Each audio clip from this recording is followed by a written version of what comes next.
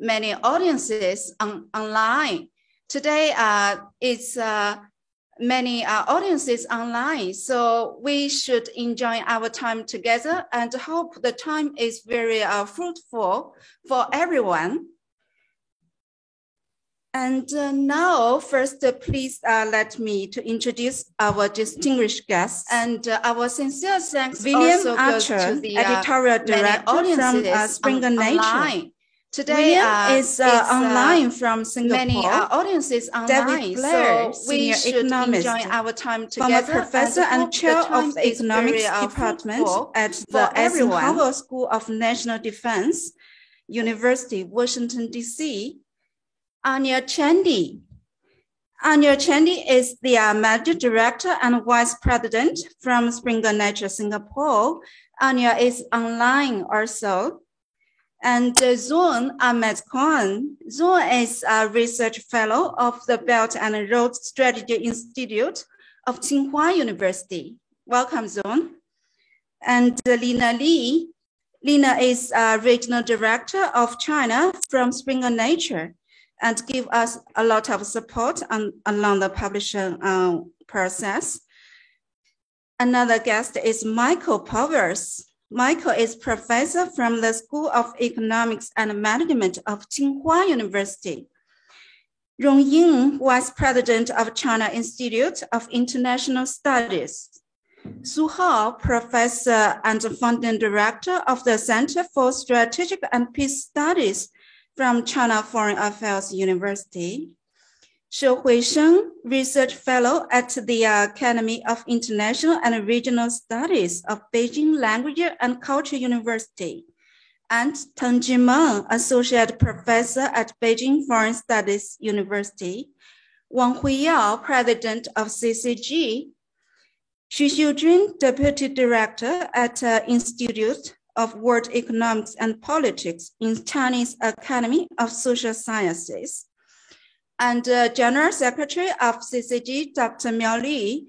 Dr. Miao will preside the roundtable discussion today. We are also very honored to invite Professor Kishore Mahbubani to present at this event. And Professor Kishore Mahbubani is the world-renowned expert on Asia studies, and he is the friend of both the West and the East.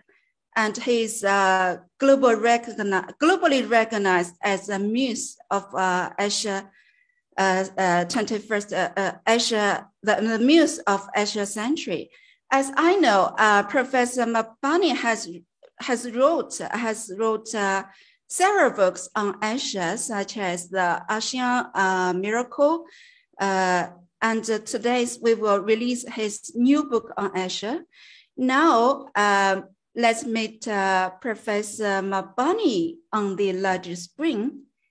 大家请看大屏幕。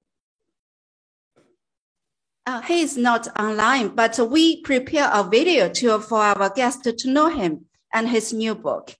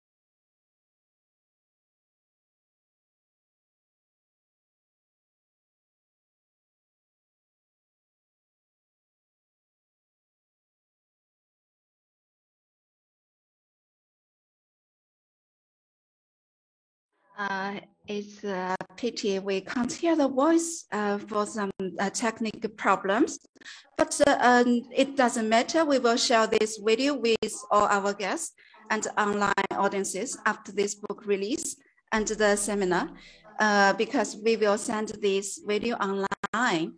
So now I will give the floor to Dr. Wang Huiyao to make the opening speech. Please, Dr. Wang.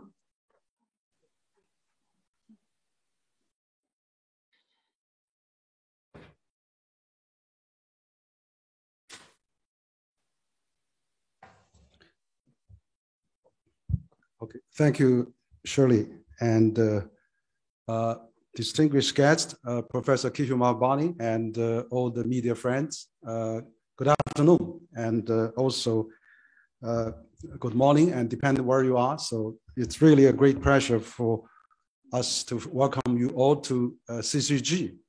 So we also had our partner from Springer Nature, and so we have Dr. Li here at the presence. We're also online. We have both two very also senior managers, William Ansher and also Andy Chantley, both editing manager and managing director, editorial director and managing director of Springer Nature. So welcome you all. And so today actually is really a great occasion for us to hold this roundtable around this launching event of this book, The Asian 21st Century. So as we all know that we are just getting into the year of 2022, and also we are very pleased that we're having this roundtable this afternoon to talk about Asia, and also we have actually the Asia this year, starting from January 1st, we have the largest free trade agreement, RCEP, as being effective January 1st of this year.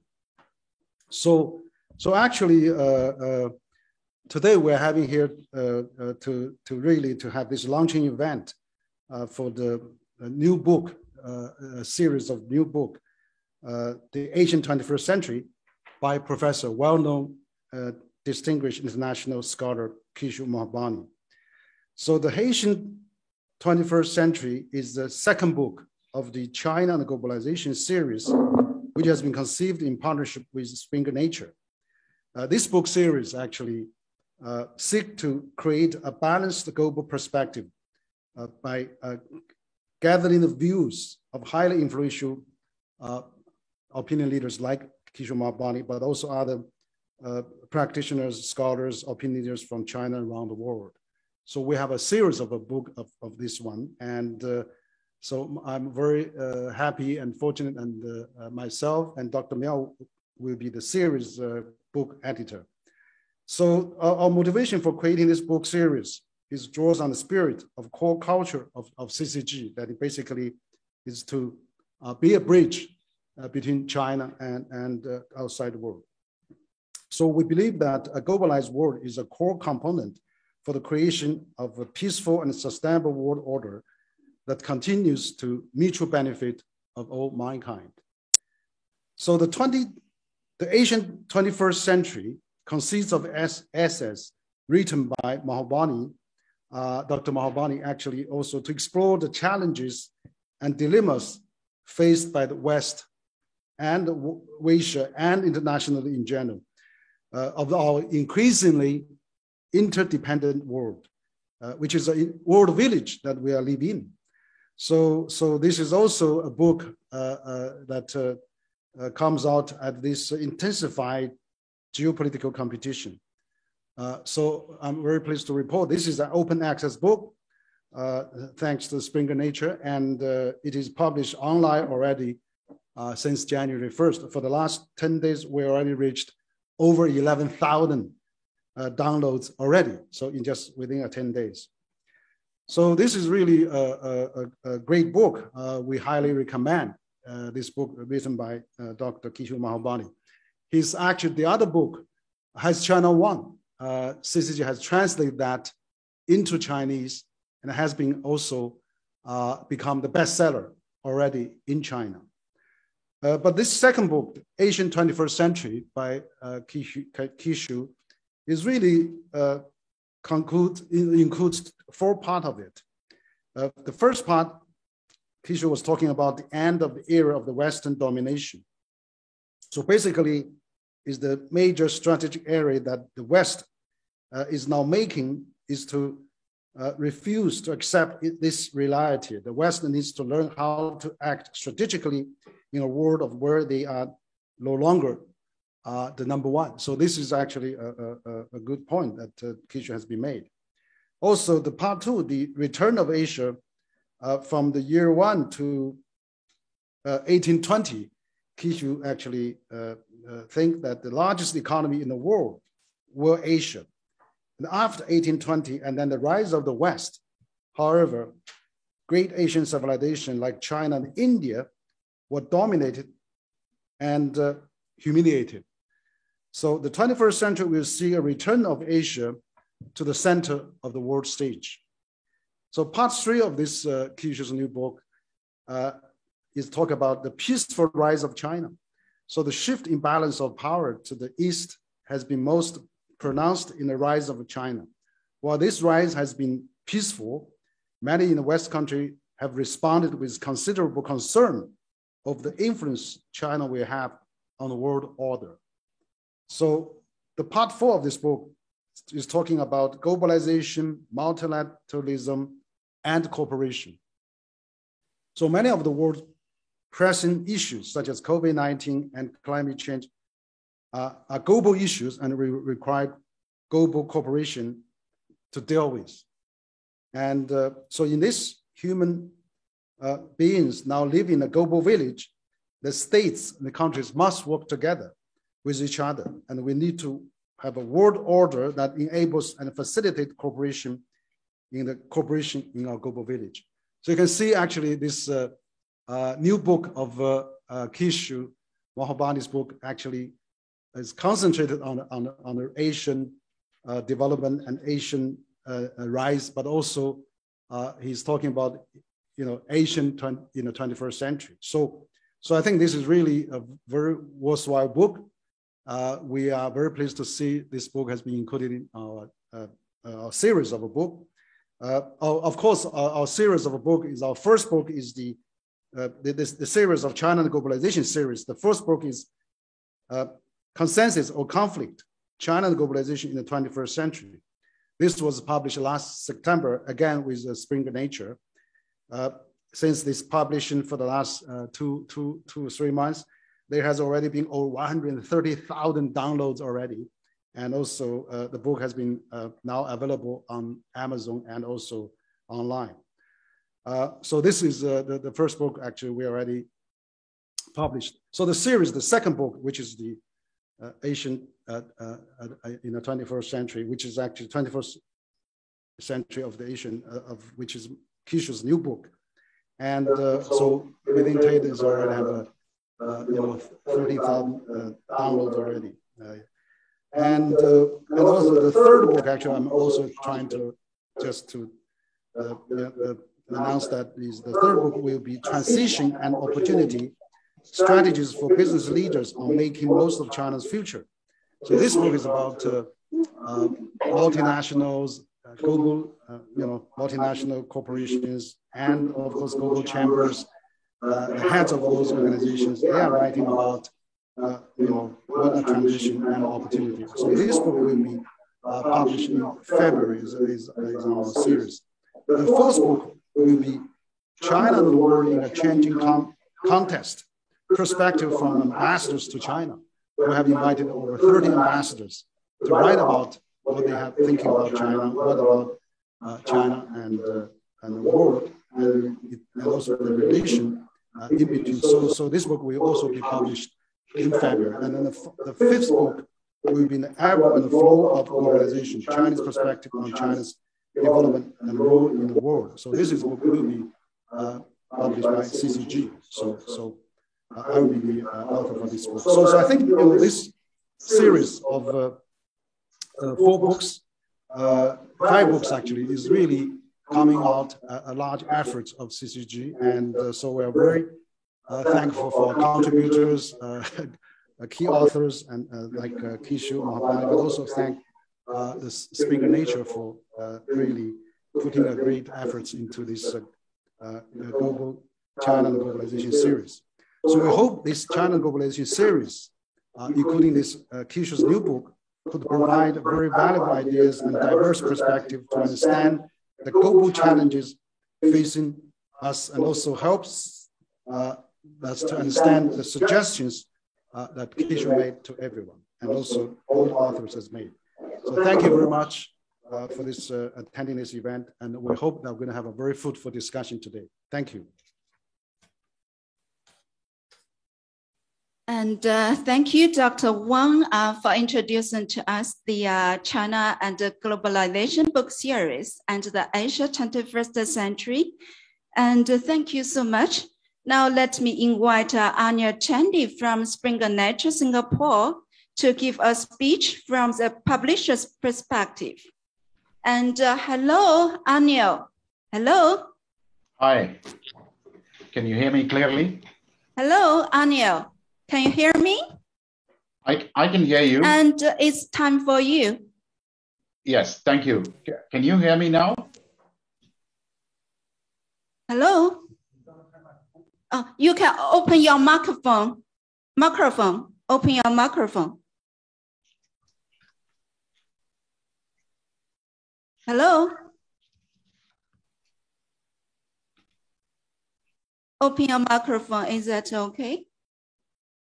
Yeah, can you hear me now? Shall Anil, can you hear me? I can hear you. Yeah. I can hear you as well. Yeah, but I don't think the organizer, the host, can hear us. Yeah, that. Anil is making a speech. Shirley, can you hear me? This is William. No, she can't.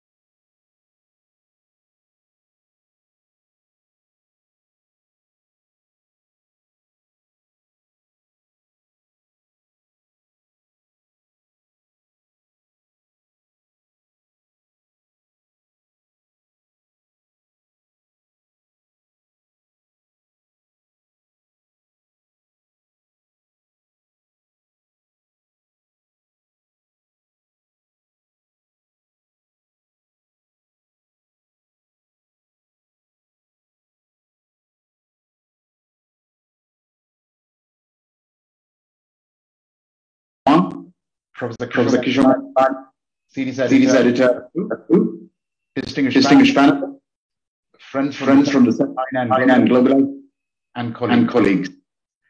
I'm very happy from Singapore and to be here. The publisher of to start the anticipation session, announcing what will show Springer Nature's highlight type. Professor Kishore, seminal essay titled The 8th Century in the China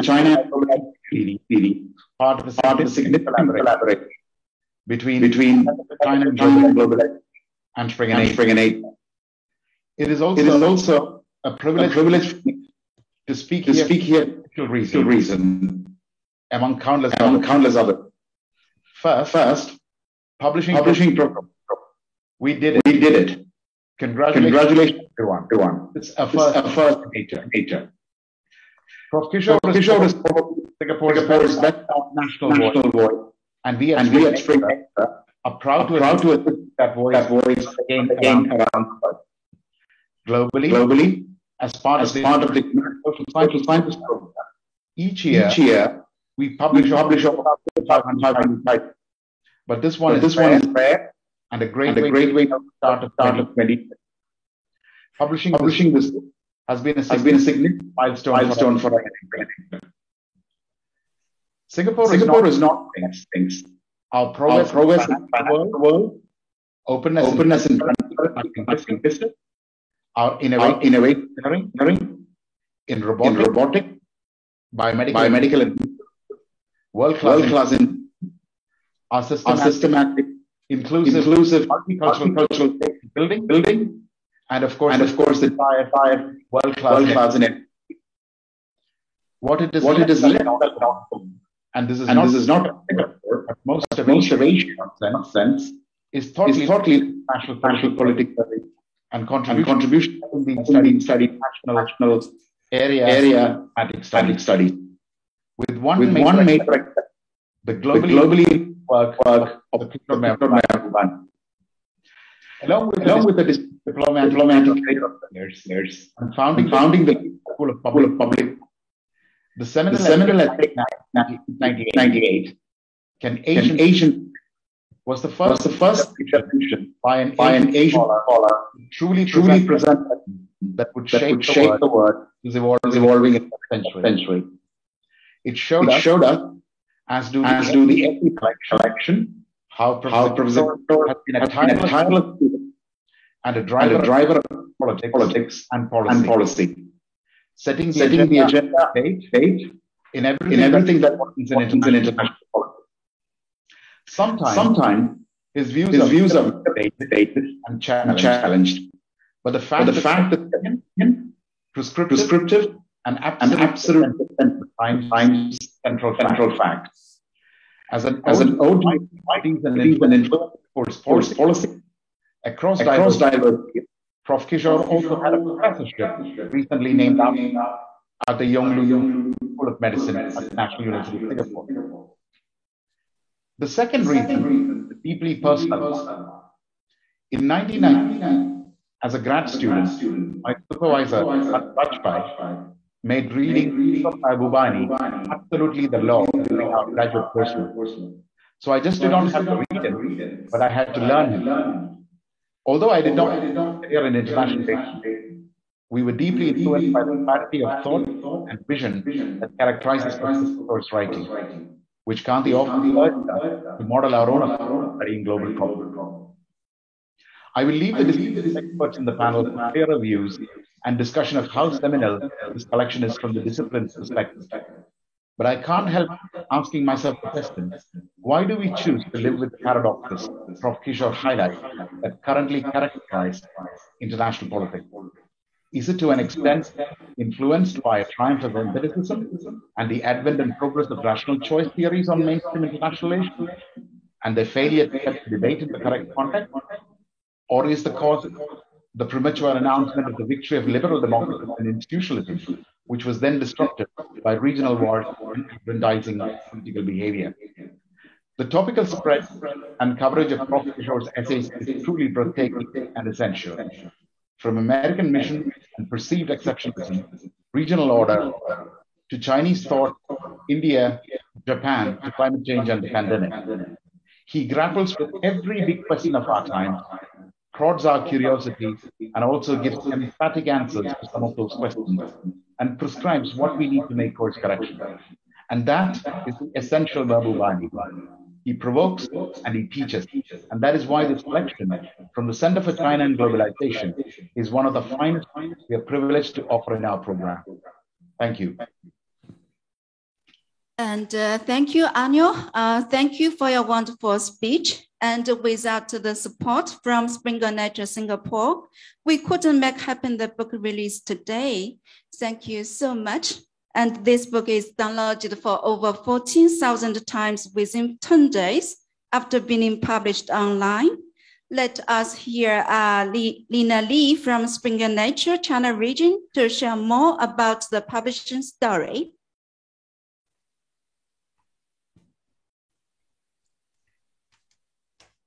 Thank you, Shirley. And good afternoon, good morning, dear guests, friends, and colleagues. I'm Liana Li from Springer Nature's Beijing office.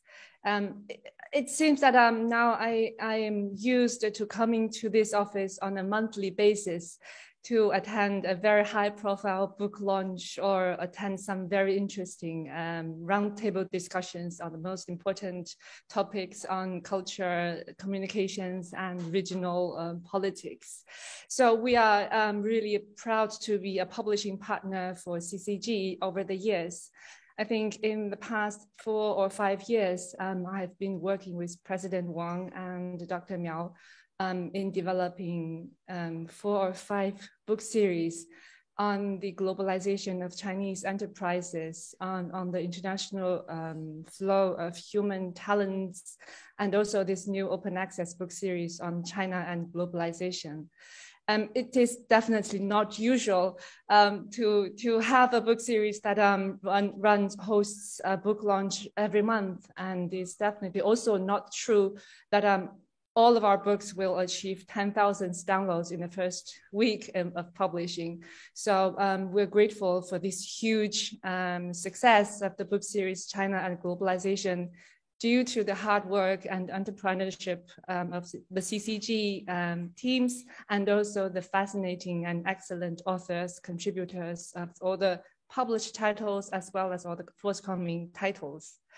I have been working for Springer Nature for 10 years now out of the Beijing office, and we have been managing an increasingly interesting, fascinating, and attractive book series. I work in the area of social science and humanities publishing, where used to be a weak point where Asia publishes into, and the voice from Asia, from China, are less heard before than now. I think it is more true for social science and humanities, where the most interesting research output comes from the societies, the area where the most impactful or meaningful changes are happening. So that's where China and Asia now, we're undergoing some fundamental changes. The global societies are going through some fundamental changes, and now the focus is here in our home region or home countries. And we're very excited and grateful to be part of these historical moments and to contribute our parts, our efforts in publishing these interesting and valuable books and bring them to the global audience and for wider audience to better understand what's happening here and what's the impact of the future of these changes.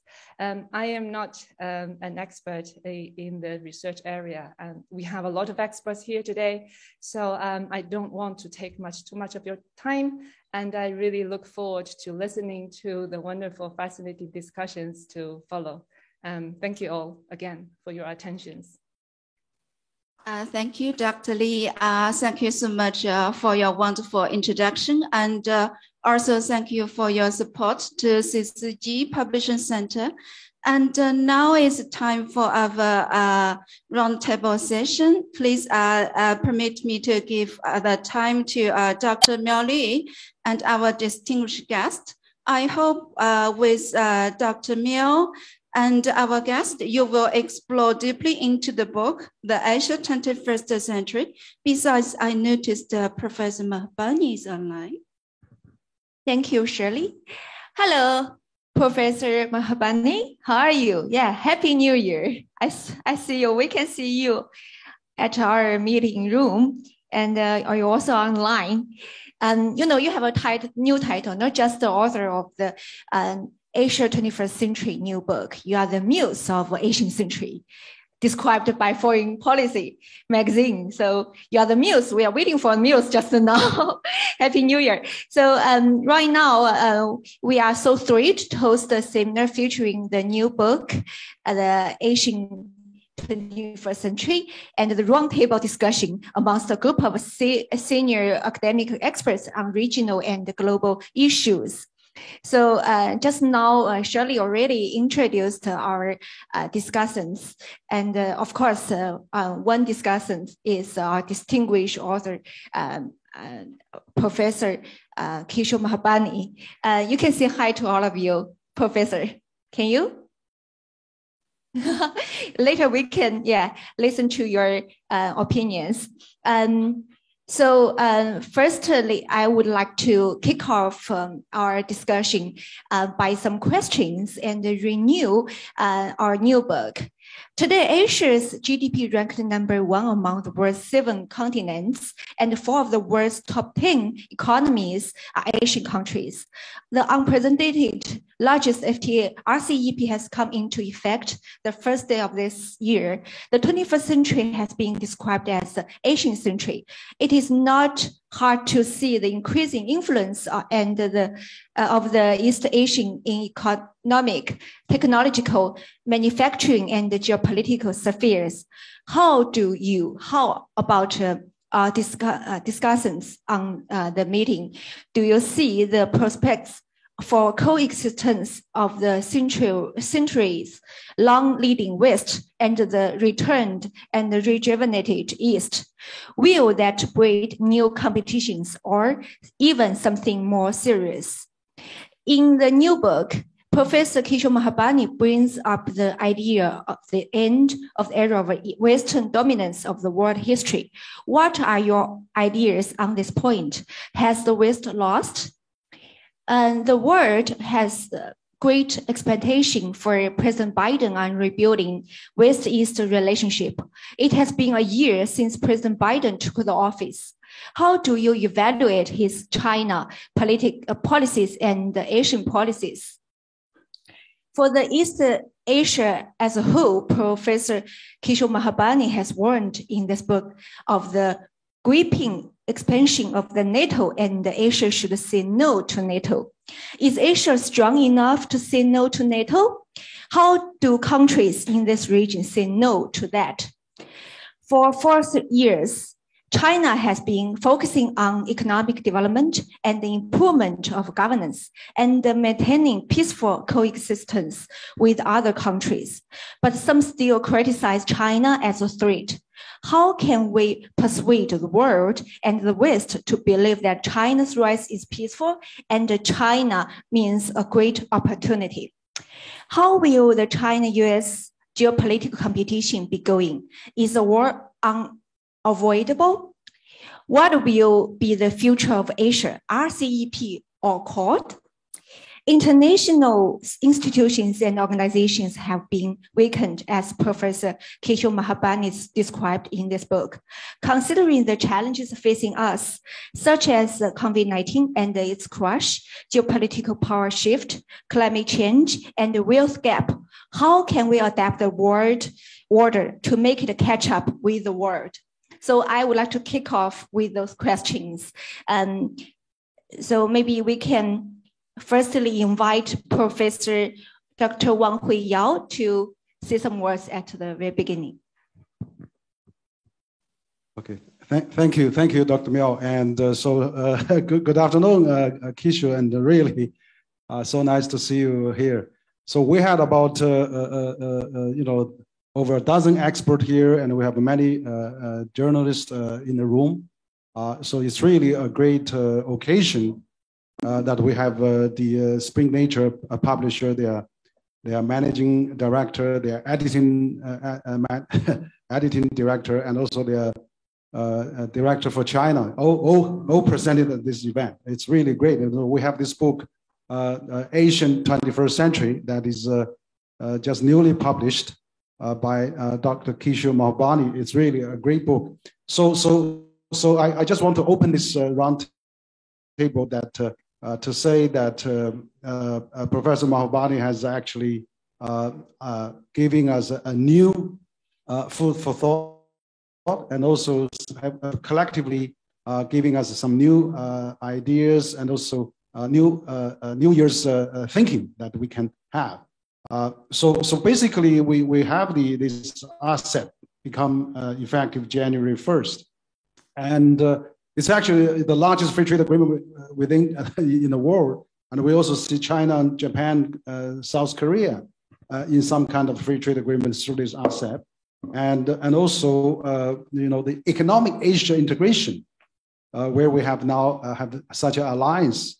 I think that kind of alliance is very much needed. So this is really important. And also, you know, in Asia, we see there's a fighting of a pandemic. We see the Asian shared values. There's diligence and also Confucianism, and of course also that the East Asian culture is more probably shows more effectiveness in terms of cope with COVID-19. And of course, again, we also see the CPTPP is in the making, that China is actually applied to join that.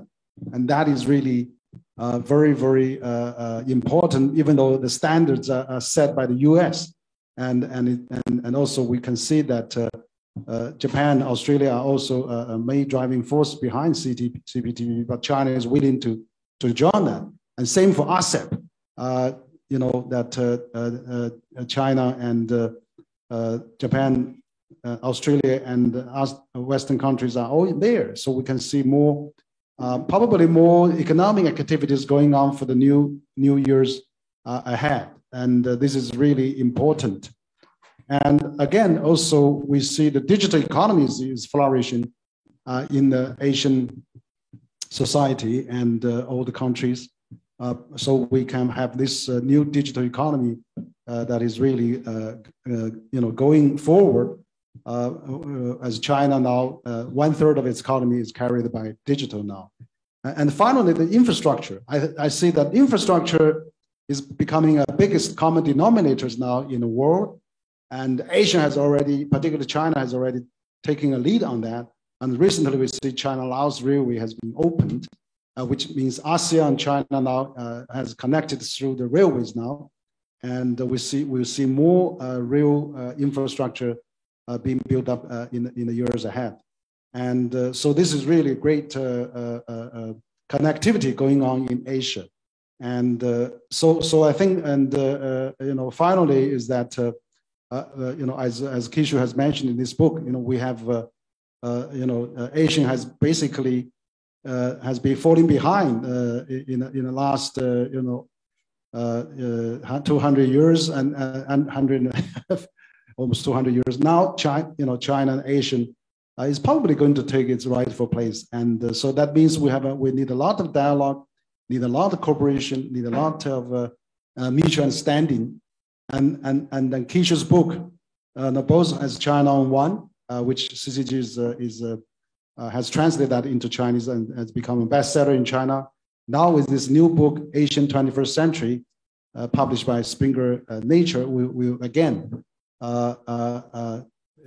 it shows a new emerging Asia that can really working together. I mean, ASEAN already become a large trading partner with China, and China, Japan, South Korea have some kind of FTA now through RCEP, and also with Australia too, and New Zealand and other countries. So I hope that, you know, we can focus and shift more attention to this economic alliance rather than security and military alliance, so that we can really secure the long-term prosperity of the Asian, and also to that matter to the world. So I think Kishu's new book, The Asian 21st Century, is really a great stimulating food for thought, and we can really hope that you will have a new, you know, provide some new perspective and new lenses to look at the future relations between Asian and the world, between China and the world, and also among this more interdependent global village that we are living in. So I just want to stop there. I hope that we can hear probably other experts, or including Kishu, to talk. Thank you.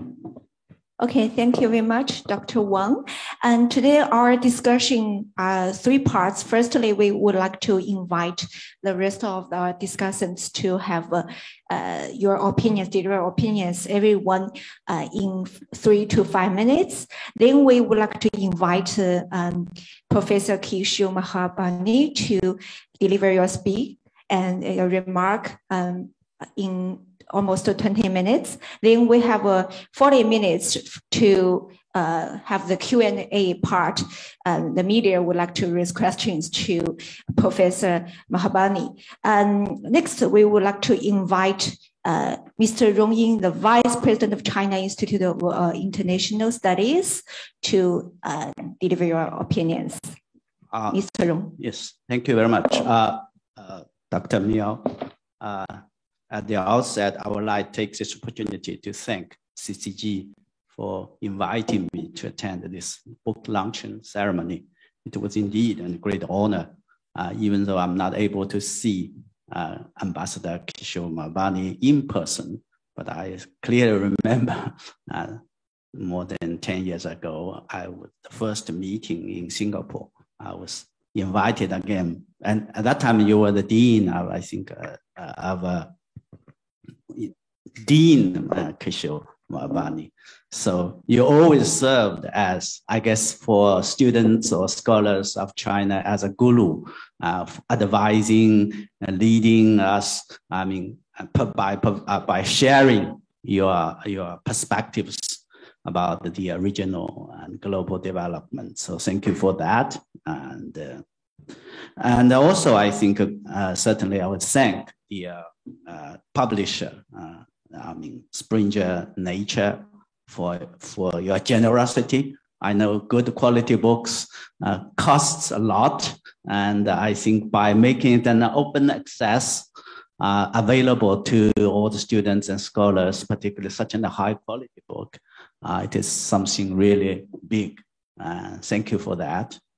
The book is very heavy and rich.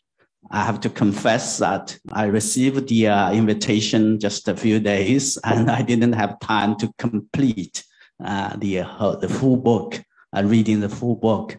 But as always, I really picked up the most important ideas, and also the part that interests me the most, the China and the India, particularly the India relations. So in China and India relations. So my sort of comments were largely focusing on that part. Talking about Asia, talking about the rise of Asia, Asian century, of course, naturally, one would remind the remarks or the vision provided by Deng Xiaoping in December 1988, when he met with Prime Minister Rajiv Gandhi. I think we all remember he said that without the development of China and India, there will be no talk or no Asian century. I think that vision in retrospect has not only helped the two largest countries in Asia, living in close adjacency with a long history of civilization, to find a way to manage and stabilize the relationship in the years to come. We're talking about more than 30 years. And that vision also, for me, have encouraged or give us the sort of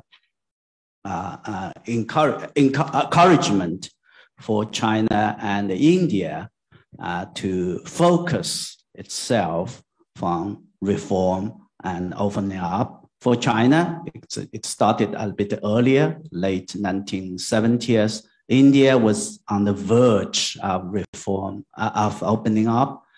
And so I thought that it is very much relevant and certainly topical today to talk about the coming or the Asian century. I think certainly in the book, Ambassador Mahbani spent a lot of energy, a lot of, I think, sort of time on discussing about these issues, even though I would arguably, the book primarily very much focused on China, US, and others. But for me, I thought that the Asian century, the final sort of realization of this Asian century would not happen, as Deng Xiaoping said, without the full development of China and India. And it would also be a big question mark if China and India are not able to find a way to stabilize, to develop a relationship that would help impact the final realization of this Asian century. Which remind me, really now lead to my questions, I think, because in the book, Ambassador Kishore Mahbani talked a lot about the choices I think India should or would or can make, given the sort of growing intensity of China-US competition or rivalry, and the changes, the consequent or subsequent changes for the geopolitics in the region and beyond. I think the Ambassador Kishore Mahbani argued that India is now in a relatively favorable positions, and there are many choices can make. Of course, as always, it's argued every choice has costs and benefits. So I guess my question is that from what you have, from your perspective, particularly in the context of what happened in the past 2 years since the boundary disputes, and in the wake of the debates, both I think in China and India, particularly in India, the strategic community. I have to mention that the past years have seen kind of a flourishing of books by Indian scholars, strategists, particularly the former, almost all the former Indian ambassador to China have written a book making contribution to that debate. So for you, that choices have been, that choice, do you think India has made that choice? So this is the question, the first question. The second question is related to that because we're in the context of talking about context of globalization, global governance issues, and the role China and India can play in this area. And again, I think State Councillor and Foreign Minister Wang Yi, I think in his interview at the end of last year, he talked about the coming of the Asian time of global governance. And I understand, of course, he's referring to the question to the several important events. Indonesia is going to host the G20. Thailand is for APEC. And I understand India is going to take over the chair of G20 for 2023, I guess, if I remember. But of course, China is going to play the host for the BRICS. So in this regard, I think my question is of course, how do you think the Asian time of global governance would make a difference to the debate of the ongoing sort of globalization or deglobalization? I think I should stop there talking too much. Thank you very much for again. Thank you, Dr. Rong, for your comments and questions to our book and the author. Later, I think there will be a dialogue between our discussants and media with Professor Mahbani. We have a lot of questions. We have a lot of comments. So later, next, we would like to invite Mr. Su Hao, professor and the founding director of the Center for Strategic and Peace Studies, China Foreign Affairs Affairs University, also the CCG non-resident senior fellow. Floor is yours. Thank you, Dr. Miao. And it's my great pleasure to be here, to be invited to join in this great event regarding this kind of the great book launch. And the second, congratulations, Professor Mahbubani. You wrote this great book and provoked us to think more about not only the Asia in this new century, but also to all over the world to rethink about the new pattern of international society building. And I would like to make a quick comment and also the two questions to our distinguished Professor Mahbubani. Regarding your books, you talk quite a lot about the new century. That means the Asian 21st century, right? And I have a deep impression when I read your introduction in the books. You give the two words to define the Western behavior to manage the new century. You give the two failure. That means the Western societies or the world fails to aware that already is the end of Western dominance, right? And the second failure is the Western has the failures to see the Asian centuries coming to us, right? So that's a real problem in your books. You give alarms to the Westerners should be aware of this kind of two failures. Maybe personally, I would like to add one more failure. That means maybe the Western Academy has failed to listen to your advice or even to your persuasion to watch out the rise of China, rise of India, or the rise of group emergence of the non-Western countries. So the reason why at the moment there's so many problems in this world. Okay. Now, maybe I have to also add one more comments in my personal research experiences.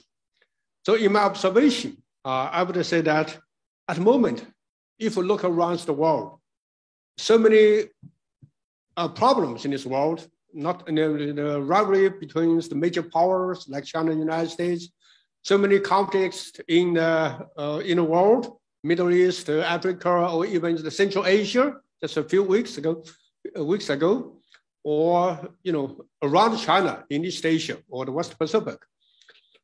So what's the reasons, or we should look for some kind of logic to find or explain the reason why so many chaotic situations in this world. So in my personal observation, I would like to say that there's a kind of the entanglement between the power politics and the ideology politics. It's my own word. We know that power politics in the past 500 years, right? So the Westerners expanded towards the whole of the world by means of colonial expansion or even imperialist behavior to the whole of the world. So provokes so many kind of competition or even conflict among the major powers. So that's the reason why we have the World War I and World War II. So this is the first entanglement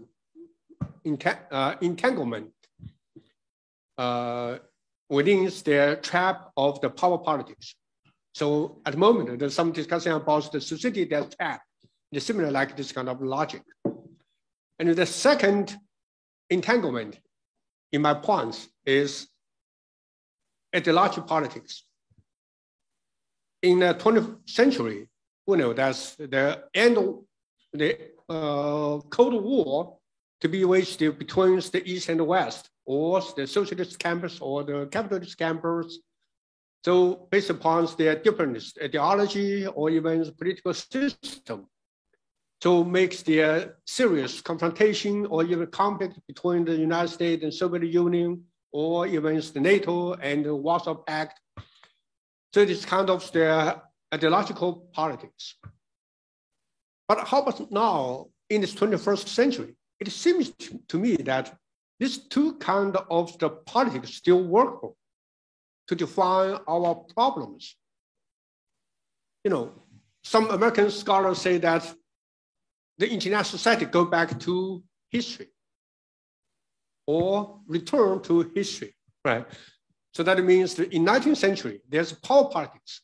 So United States, based upon the power to have its, competition with China, or vice versa. China also based its power building to have its competition with the United States. So in this new century. And then the second, now China ruled by the Communist Party, right? So-called Chinese characteristics of socialist system, right? And the United States already has their, the Summit for Democracies, right? So that's all still their competition between the two kinds of ideologies. The reason why there's a big competition or the confrontation in this current international society. So I think it is real problems for us. But I would say our history already go forward rather than go back or not return to the history. Our global society would move ahead of us beyond the end of history. So I think we should think something more beyond the traditional pattern of politics, power politics and the ideology politics. So we should think something more to figure out some kind of a new style of international politics. My own word is global politics rather than international politics, because international politics too much focus on the state-centric. But we should have the global-centric, right, rather than state-centric. So we should refigure out some kind of step, new style of politics. What's that? We should think about that, right? So it is my comment. And Professor Mahbubani, I have the two questions to you. The first, in your books, you stressed the importance of the return history, right? And but in the Western society, as I mentioned, that they also use the word, same word like this, return of history. That means history go back to 19th century or even 20th century. So makes once again, the major powers competition. Eventually there will be their Thucydides trap, or even the non-inevitable conflict between the United States and China. So it is back history. But in your books, you're talking about the return of history is something else, rather than this kind of return of history in power politics, right? So I'm curious about your thinking or explanation about your word of return history. What's your implication or connotation of return history?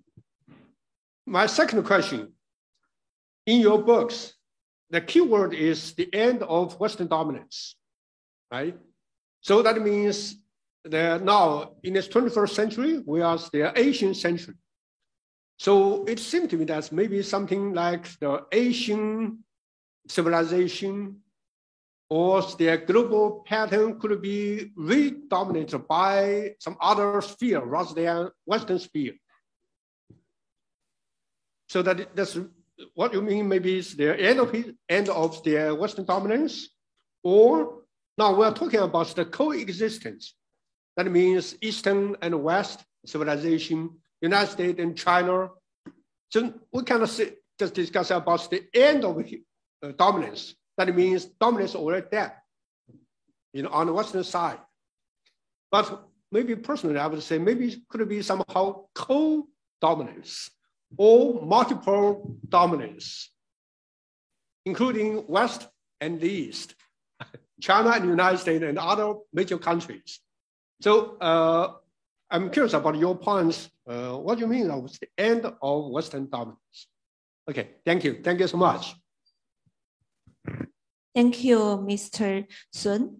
Next, we would like to invite David Blair, former professor of economics and chairman of the economics department and Eisenhower School of National Defense University, Washington, D.C. Please, David.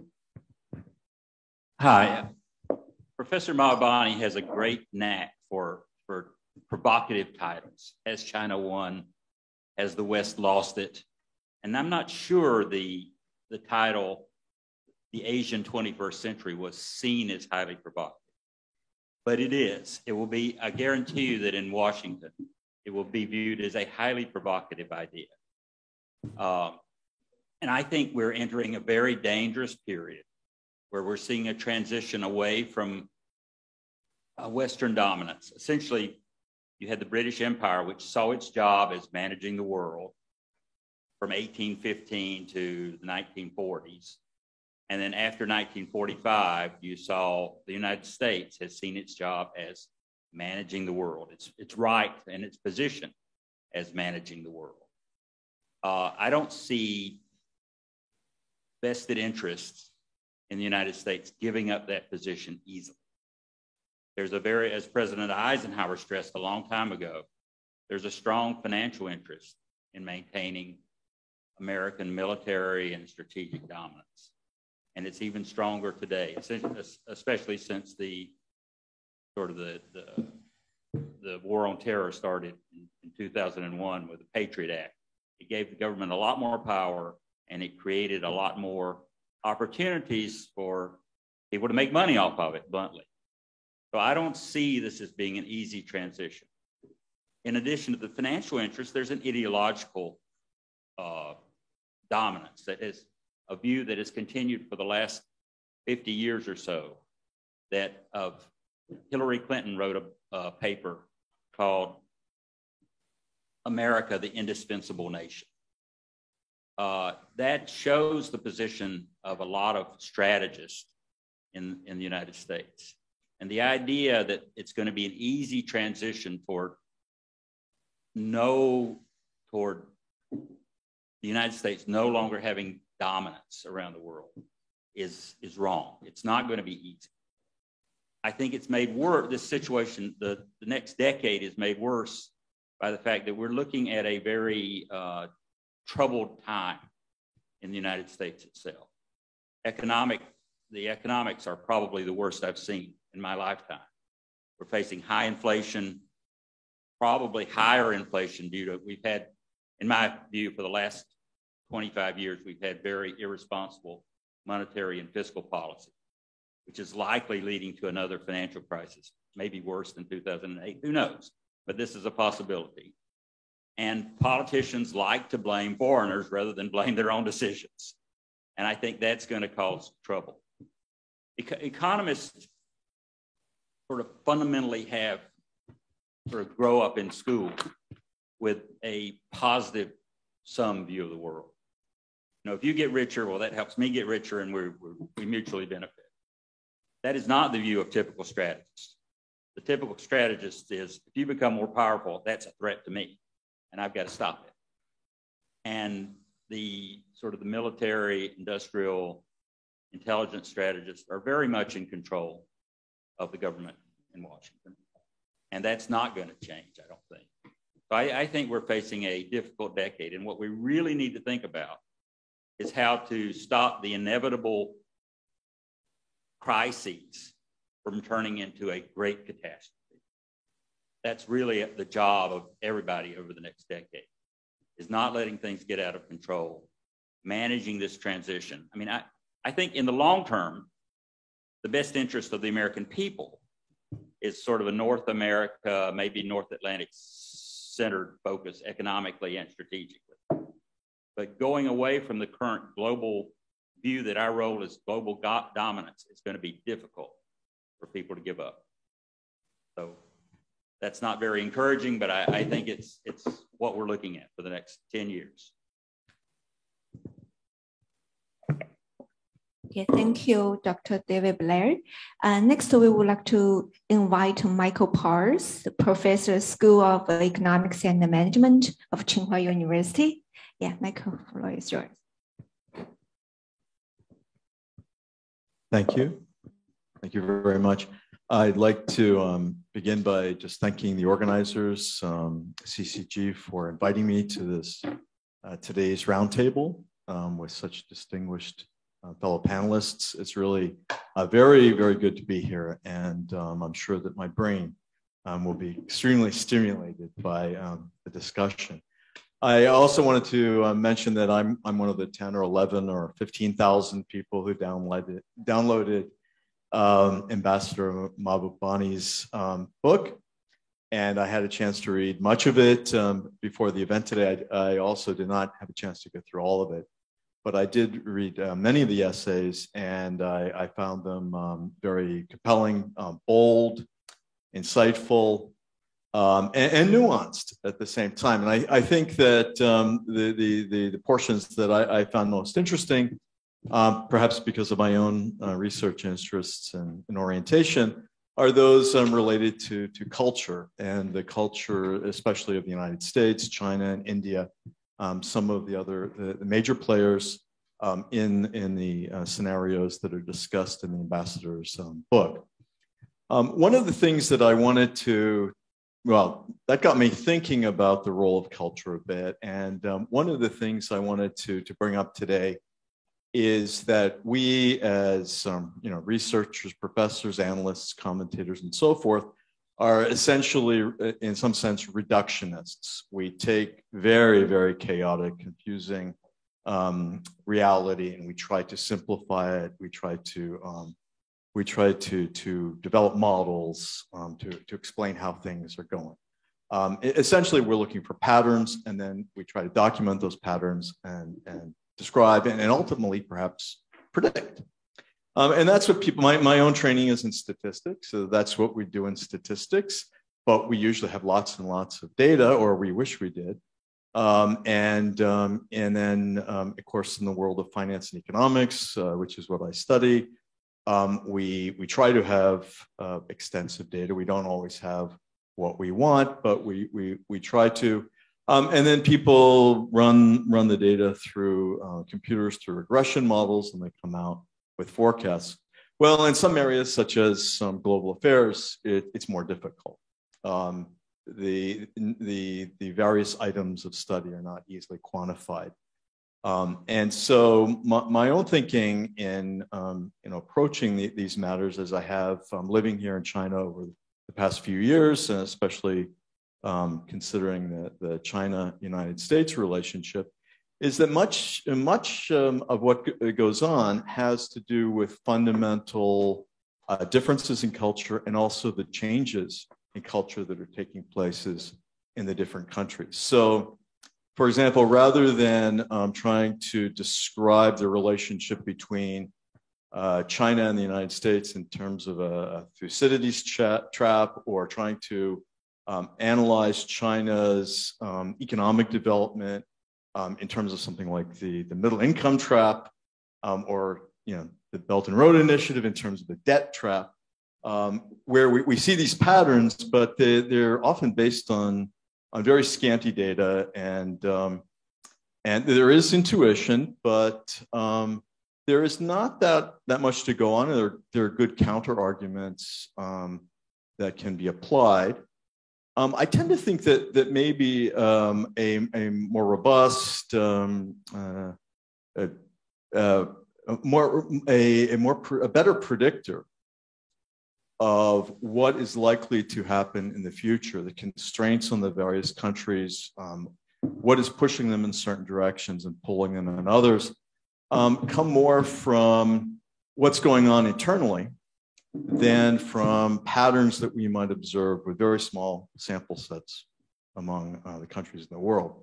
So, and that's what intrigued me. There are many comments in the ambassador's book along these lines about the different societies involved, and especially I was intrigued by India because I know much less about India than I do about China and the United States. So if taking this sort of approach, I first think about the United States and what is the United States national identity? What is the national myth or the national story of the United States? And I jotted down a few words rather than reading it out in some paragraph form. New world, freedom, democracy, checks and balances, frontier, work ethic, ingenuity, melting pot, social mobility, and of course, more recently, superpower. And this is the language that I was brought up with, and I imagine David also was brought up with similar ideas in the United States. But this is undergoing change. This national story has been under attack. It's been chipped away over the past 50 or 60 years without really a replacement. So the story that's there is sort of still there. It's just kind of degrading without rejuvenation. And what we see is now, a few years ago with the election of President Trump, we see a reaction to that. People saying, well, the story was fine. Why did you mess with it? Now we've got to reassert ourselves. And that can be very disturbing. Then I was thinking, alternatively, what about China? And some of the words I jotted down for China are ancient civilization. And of course, I'm saying these in English, and these are my I'm not a fluent speaker of Chinese. Ancient civilization, the new China, socialism with Chinese characteristics, mutual assistance, economic reform and opening up, common prosperity, respect for other systems or peaceful coexistence. I think that these are all, part of the national story of China at the moment. And if I were to identify a real fundamental difference, it may not be so much in terms of the words of the story, but in the fact that China is reaping the benefit of a very clearly enunciated and updated story, which comes from the continuity and economic success of its system of government. Whereas the United States story has suffered as a result of the adversarial system in its political house.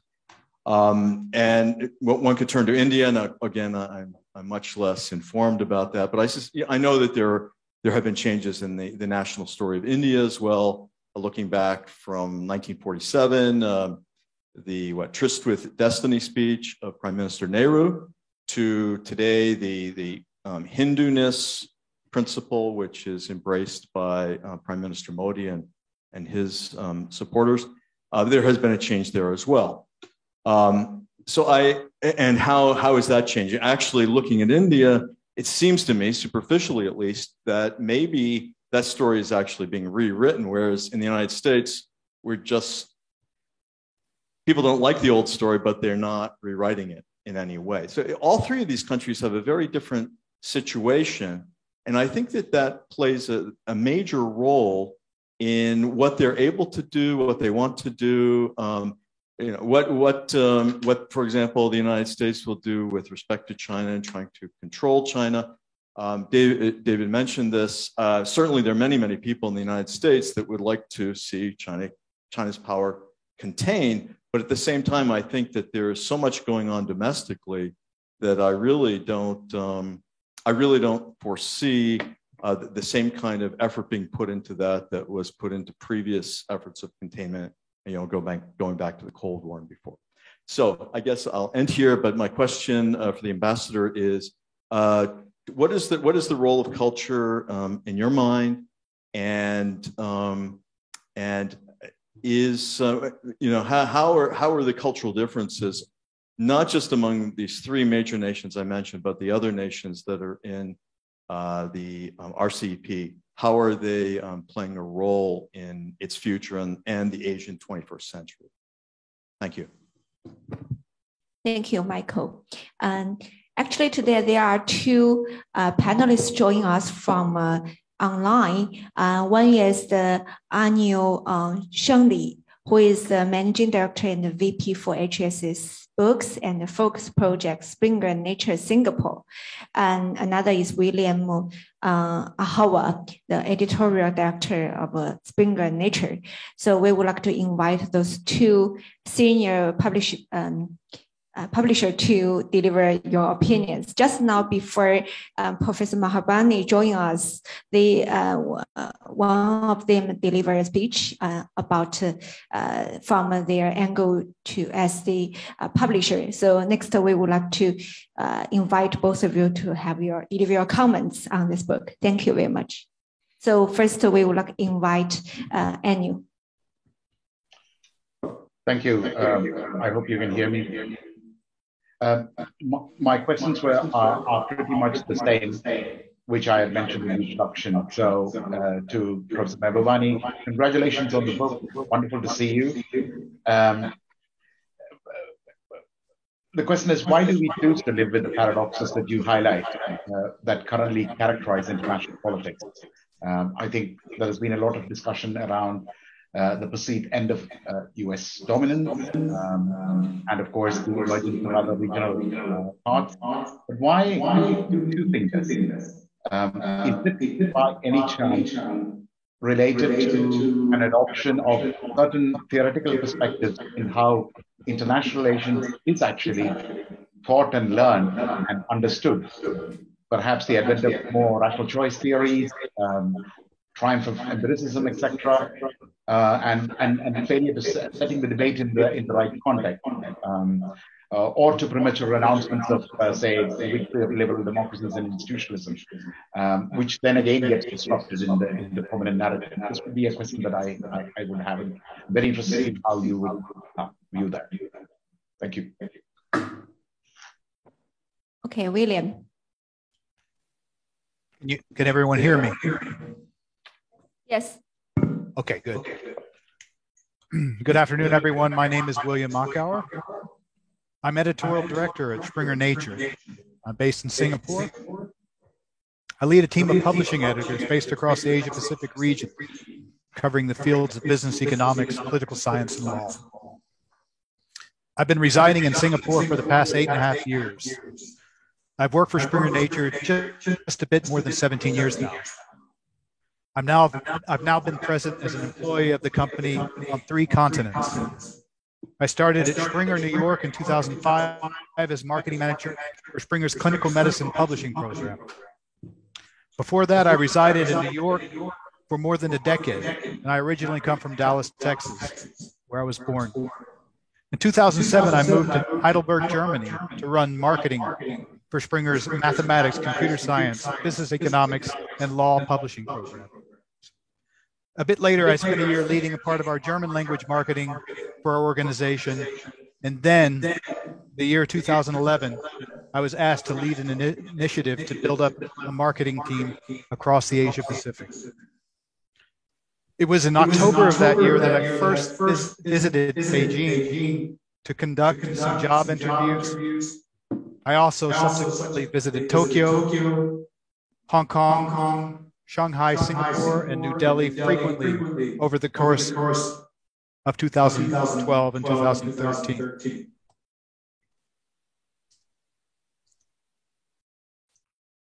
Can everyone still hear me now? Yes. Yes, we can hear you. Yeah. While I enjoyed the life in Germany, working for such a reputable scholarly publishing organization, it would soon become clear to me that I personally wanted to relocate to Asia. I got the chance to do that in the autumn of 2013, and I would soon become a publishing editor for business and economics, and I would be based in Singapore. At the time, I covered the Southeast Asian region, as well as South Korea. My work as a publishing editor afforded me the opportunity to get back into moving conversations with Asian scholars about books and journals proposals, and to experience the dreams and ambitions the new Asian century was creating for those scholars.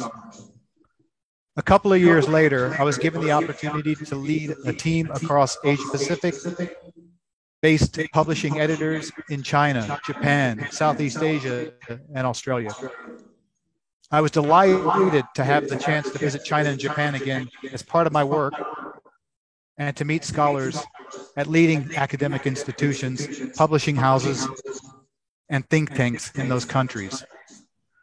I can say that the business travel was always consistently a joy. In 2019, I was able to visit India again, when the publishing editors there joined my Asia-Pacific team. I'd now like to pivot my talk a bit to Ambassador Kishore Mahbubani's new book, The Asian 21st Century. It is no surprise to witness yet another terrific volume publishing in China and Globalization, the open access book series edited by Wang Huiyao and Lu Miao. Ambassador Mahbubani presents in his authored volume a 360-degree feedback of the global status quo in international relations.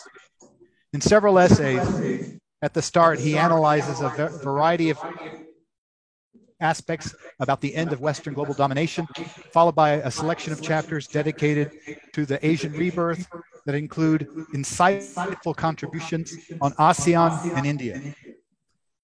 A section on the peaceful rise of China follows from there, and the last part of the book looks at globalization, multilateralism, and cooperation.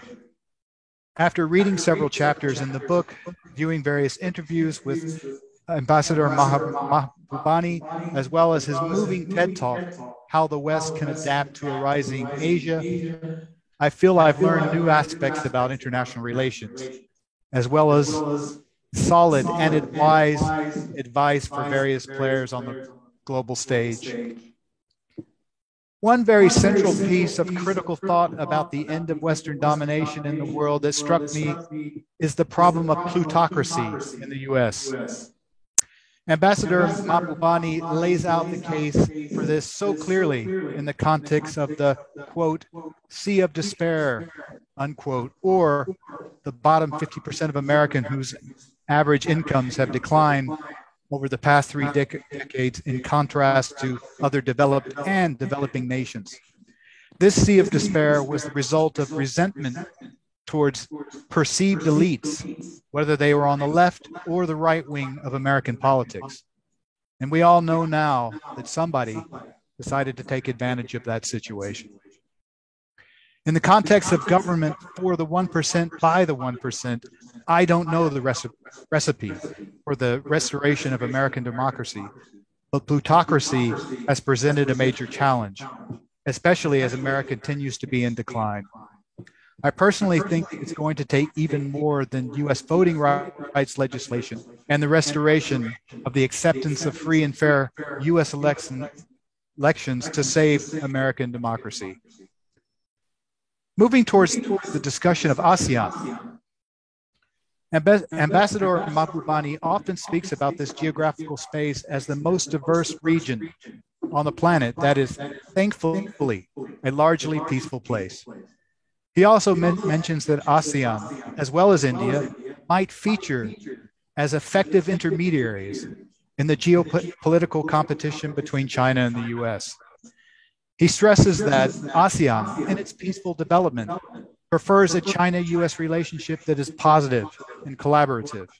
Without positive collaboration between the world's biggest superpowers, battling the menace of climate change becomes virtually impossible, or at least it is under a massive challenge without that cooperation.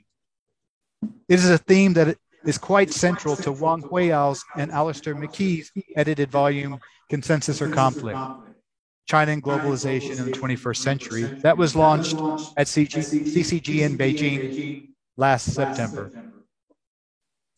In his writings and interviews, Ambassador Mahbubani often stresses that superpowers in decline by default don't want to give up their status and will, by nature, try to maintain their power and influence. This has been the case throughout the world history.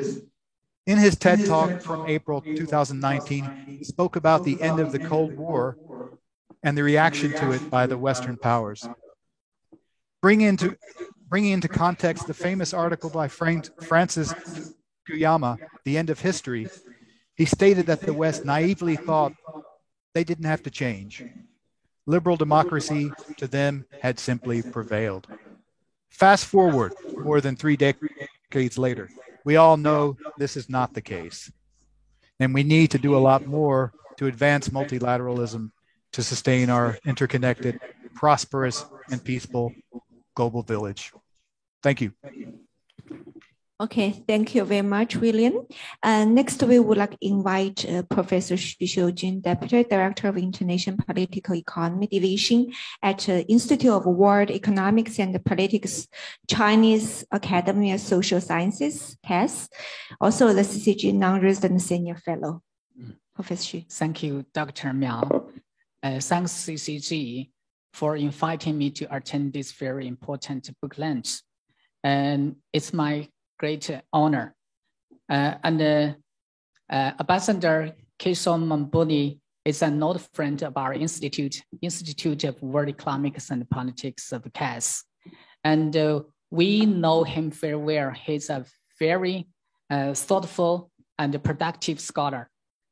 So I'm very happy to know his new book published recently, and congratulations to him.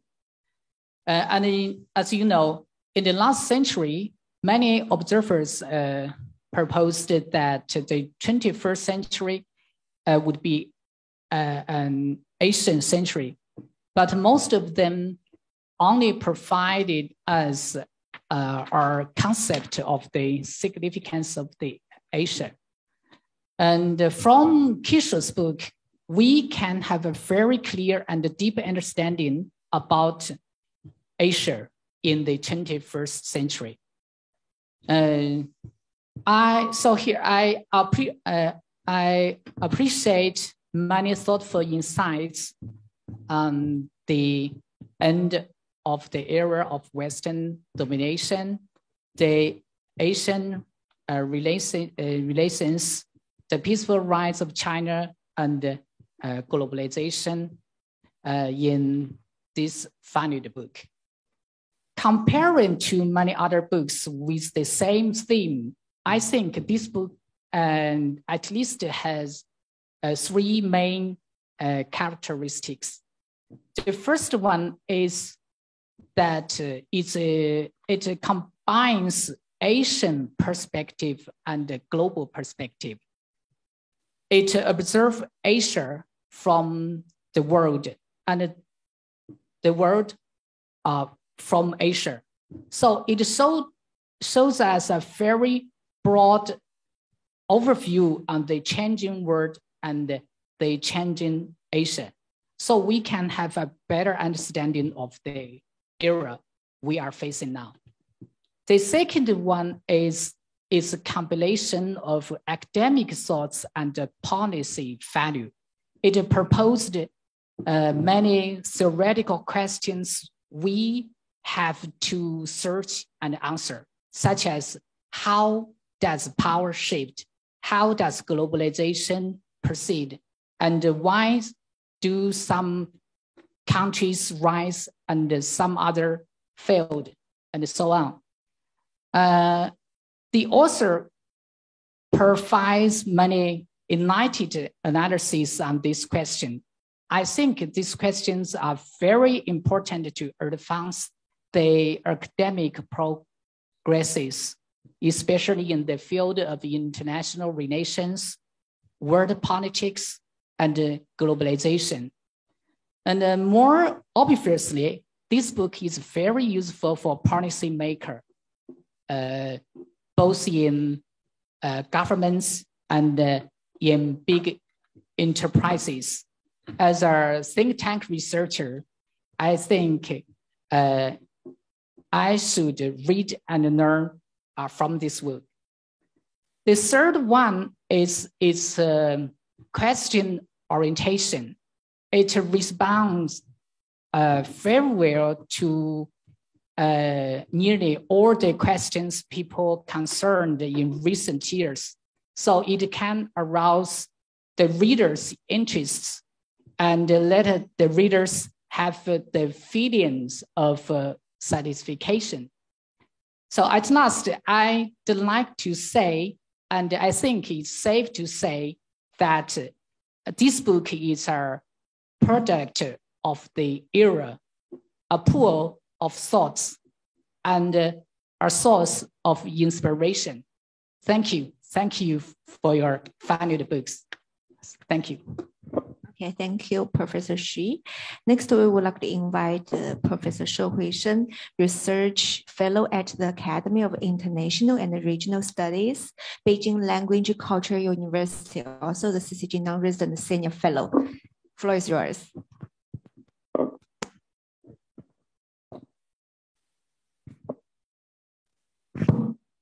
Okay. Thank you very much. Thanks CCG for inviting me here. And it's great pleasure to discuss with so many distinguished experts here. And also quite honored to have a discussion about Ambassador Mahbubani's new book. And I want to have 3 points to discuss, and also those are 3 questions I raised to hope Professor Mahbubani to have your comments. The first is about, because the keywords today we talk about, one is about the launch of RCEP as something significant for this year. And the second is obviously the title of your new book, Asia's 21st Century. So my first point is about the importance of the RCEP. And many people said that this event is epic, believing that 2022 is the beginning of the realignment of the Asian economic order. I don't think it's exaggerating, but for me, the most interesting part of this agreement is not really about the lowering the tariffs or the increase in the flow of goods in the region, but what's really truly magnificent is the breakthrough of the regional integration among the 3 powers in the region: China, Japan, and Korea. And we know that these 3 countries, let's put it this way, in the post-war era, I mean, since 1945, what's interesting is, very interesting phenomenon is that East Asia has been the most economically vibrant region in the world, but at the same time, in terms of the regional integration, the institutionalization of regional integration, such as the trade agreement and the political and the economic cooperation, and East Asia actually is the weakest compared to most other regions. So this is, for me, it's quite a paradoxical phenomenon. Today we finally see some significant step forward to push this region into a truly integrated region. But still, I'm wondering what are the dynamics behind this agreement? Why it is now this agreement has been signed and then coming into force? And my personal belief, the external pressure probably is from the United States, particularly because of Trump's containment pressure. And but more importantly, I believe it's really about ASEAN's push in the past few years. I think this is really significant. Otherwise, if you leave the 3 Asian powers to deal with each other, I don't believe they would be able to make this whole thing come true. So I would like to hear Ambassador Mahbubani's opinion about the dynamics behind this agreement, and also what's your opinion about the institutionalization of Asia's the regional cooperation in the future? Whether ASEAN is still capable of pushing everything forward. That's something I'm always curious about. The second point is, I always about the so-called Asian century. I always remember in the 1990s, Lee Kuan-yew, made a great slogan, the Asian way, which was quite inspiring. But so far, I don't think it's that has been realized. Even though RCEP does gave some dynamic to that, but still it's far from enough. So again, that the problem comes to the three great powers of Asia I just mentioned. If at least to me, the three nations probably will still have a hard time to solve their historical and political fractures with one another. If that is the case, what would be the future of East Asia's economic integration if the political problems remain in place? I'm curious, what's your thought about the long-term dynamics of regional cooperation? And the last point is about the China-U.S. relationship and its impact on the Asia's regional integration.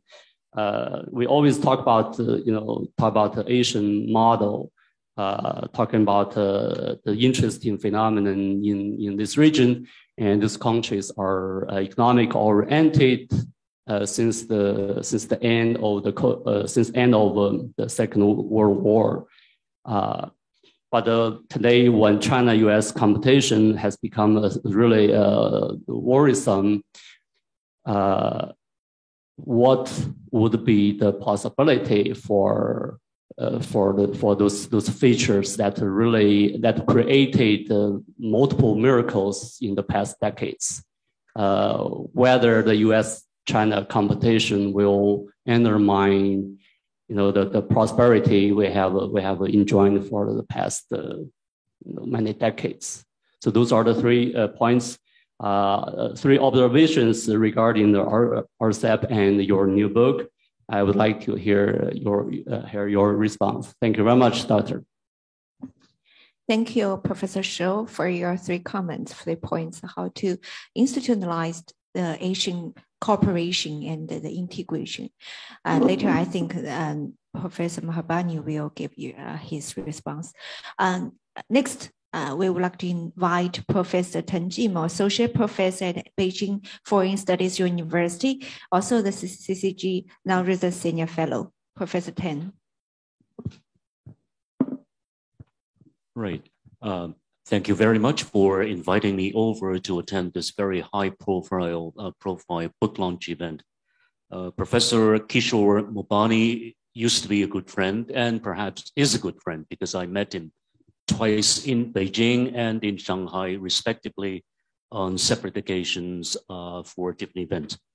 And so first off, congratulations, Kishore, for this great book. And I'm already recommending the book to my students in China and also around the world in America. And I hope that they will pick up the book on the Amazon and perhaps they can download for free, right? In this particular case. Once again, thank you very much. Congratulations. And while I was reading the first few chapters, I'm almost awestruck by some of the great remarks and also arguments you have made.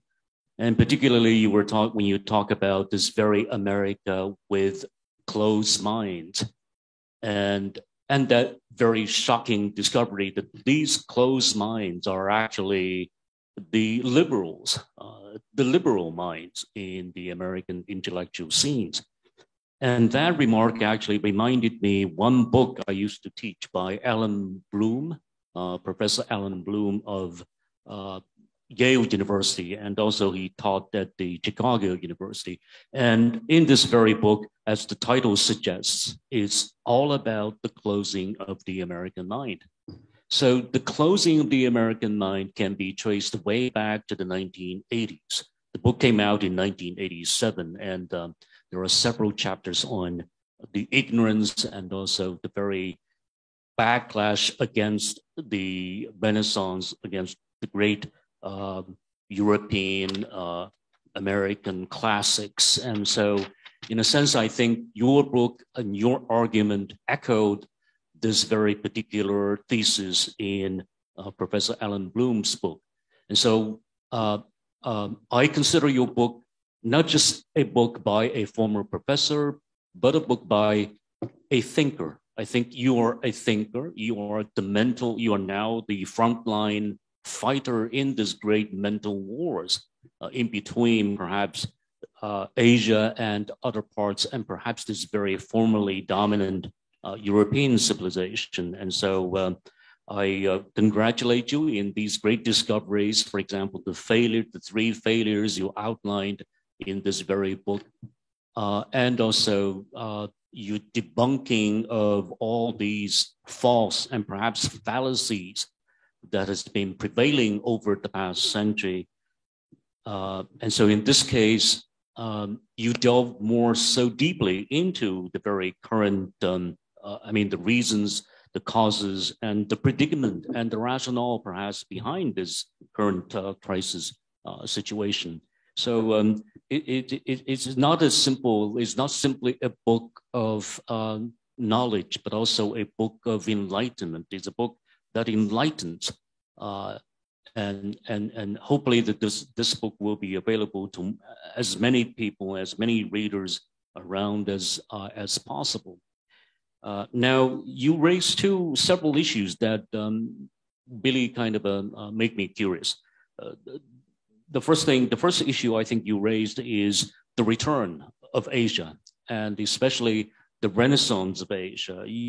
I think you tried to use the rise of Asia, and which I agree. I think the return of Asia is an important notion, because China, which used to be the center of Asia, used to be the very, very powerful, with other countries in the periphery, and especially the tributary system that has been in place. And so my question is, will the world order return back to this very China-centered Asian order, and with all these smaller countries in the periphery, and with that very tributary system, considering the current trade system, which may make that very, very difficult. The second question I might raise at this very point is that if 20th century is the century of America, I think this is the main argument made by many politicians and even intellectuals. I remember this very argument very clearly when Richard Nixon was visiting the UIBE, the University of International Trade and Economics here in Beijing. And he argued that the 20th century is the century of America. But then he also kind of paid a compliment to China and said perhaps the 21st century may be the century of China. And then he added one point, and he said, since the United States is also on the other shore of the Pacific Ocean, and perhaps the United States should also have a fair share of this very dominance, even in the 21st century. And so the question might be, even with the return of China, will China be happy to coexist with the United States at the far end of this very Pacific Ocean? At the other end of this, on the other shore of the Pacific Ocean, will China be ready to share this very particular dominance? Considering, given the fact that that transition is so very, very risky and perhaps difficult, as the situation is unfolding in the US right now. So thank you very much. Thank you, Professor Tan. And last but not least, we would like to invite Zoom Han, who is a research fellow of CCG. Yeah, please. Thank you, Dr. Miao. I have the luxury to be brief because so many experts have already shared their valuable perspectives and also thoughts on the book. Firstly, I would like to say that if 6 years ago, or in 2014 rather, when I first made the decision to come to China, we had books and scholars, or better access, I would say, to ideas such as the ones I have been exposed to in this book, probably it would have been easier for me to understand better the country I was coming to, and that journey would have been much faster. So I'm very grateful. And I think people in parts of the world that are looking for what is the Chinese perspective, what is China's history, how is it playing a role, and what can the future look like, it becomes easier to envision such a future and also make sense of the present when we have ideas like the ones discussed in this book. Also, you talked about how the West sort of went to sleep with this idea of end of history. And I couldn't agree more. And I think at times this demonization of China, unfortunately, which is happening, is also actually at the detriment of those that are creating these ideas. But the future really is about pragmatism and development. And here I think I want to point out that when a lot of people here on the panel talk about Asia, we talk about digital, a lot of progress. We talk about RCEP, but there's also West of Asia, which is vastly underdeveloped. And in that sense, Asia is so vast and also so diverse. There's a part of Asia that requires affirmative action and proactive attempts at pragmatism and multilateralism. So here I feel that, for instance, ASEAN, RCEP are great models of success, which perhaps West of Asia can learn from. So my first question to you is that how can the success of Asia, East Asia more so, play an integral role in nurturing the success of West of Asia? Because when we talk about the 21st Asian century, it's really this vast continent. And secondly, the Belt and Road, for instance, this is a focus of mine, is more about pragmatic improvement. And I think in the recent years, especially since 2013, but maybe a little more than that, a little before that, China has taken a more proactive interest in the development and pragmatic problem solving of developing countries, as opposed to the United States. So this is a common ground really for both countries to work on, to focus on positive multilateralism and also address global problems. When we talk about the Sustainable Development Goals, there's so much. These are avenues of cooperation, potential avenues of cooperation between China and the US. So how do you think the BRI mindset or development of countries and regions where there's vast amounts of untapped potential, how can this play an integral role in promoting cooperation between both? So many questions have been asked. Perhaps these can be two new ones. Thank you. Thank you, Zoom. Actually, there are a lot of questions to Professor Mahabani. You carefully write down those questions just now. So thank you very much. Before you deliver remarks, I would like to also introduce some sentences. At the very beginning, before you join online, there was a video to introduce your new book. I remember I write down some words to introduce you.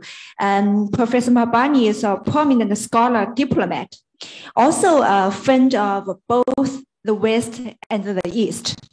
Of course, the muse of Asian century, just I mentioned, the muse is online. And also it's the most insightful and eloquent Asian voices of new century. When I remember exactly last time when we published the Chinese version of your book, Has China Won? There's a distinguished scholar also mentioned that he said he strongly should be rewarded as the laureate of Nobel Prize for Peace. So this is my introduction of our distinguished author, Kishore Mahbani. Next, we would like to invite our author, Kishore Mahbani, to remark. Thank you.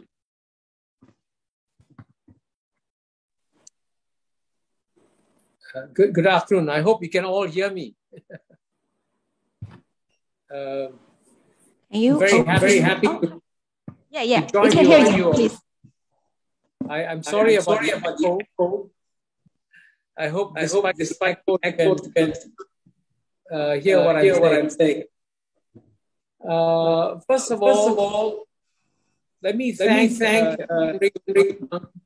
and the Center for Privatization for launching book, and frankly, for providing all the support. And I also want to thank CCG for this event. I mean, there's been the sheer fact that this book generated so many thoughtful shows that it has been a valuable book. Just this session. And I'm sorry I cannot talk fully to all because I know we want to finish at 5 o'clock. And I will try to finish my remark in 10 minutes or less. But I want to give a structure for my remarks. And I'll use the Marxist Hegelian framework. Thesis, antithesis, synthesis. So what is the thesis? The thesis is that the world of today, the small interdependent world we have today, was created by the West. The West generated globalization, both in the colonial era and in the post-colonial era. And as we know, the West was the strongest promoter of globalization because they thought they would be beneficiary. The world economy opens, they'll benefit. And so we thank the West for gifting globalization to the world. But then there's an antithesis. The antithesis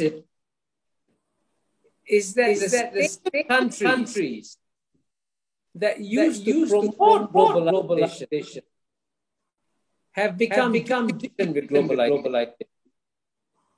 And in Europe, there's a reluctance to open up the economies.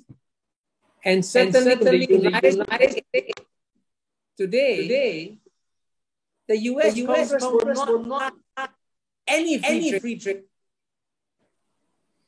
And this is quite remarkable.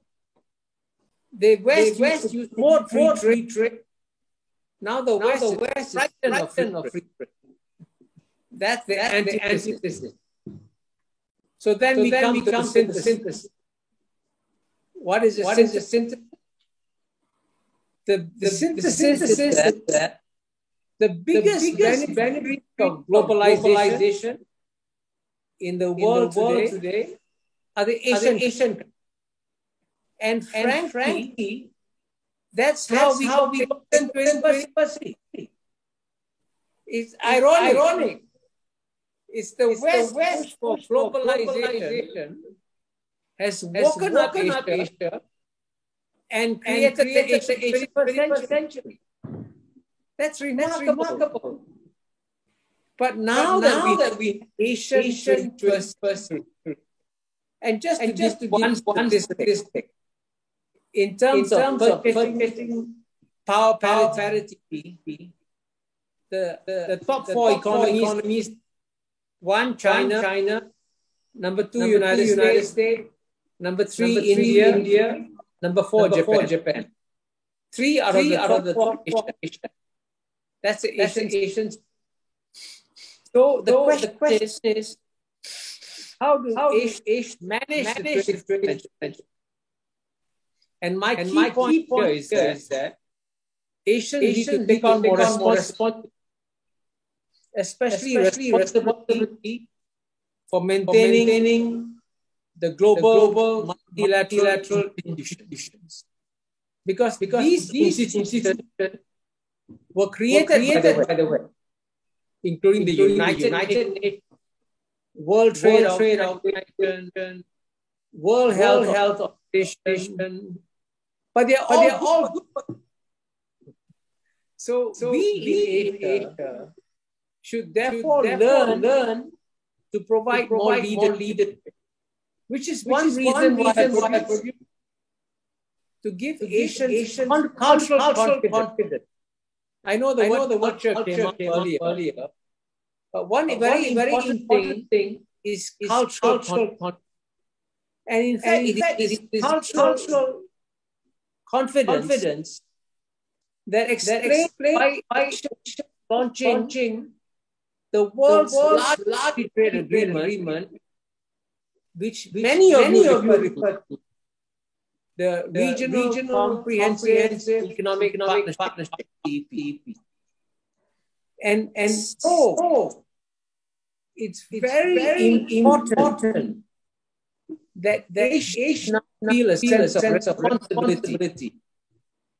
But this also requires greater cooperation among the Asian countries. And here at the beginning, I think Dr. Rong mentioned India. I think India's role is very important. And to be very frank, India is very small.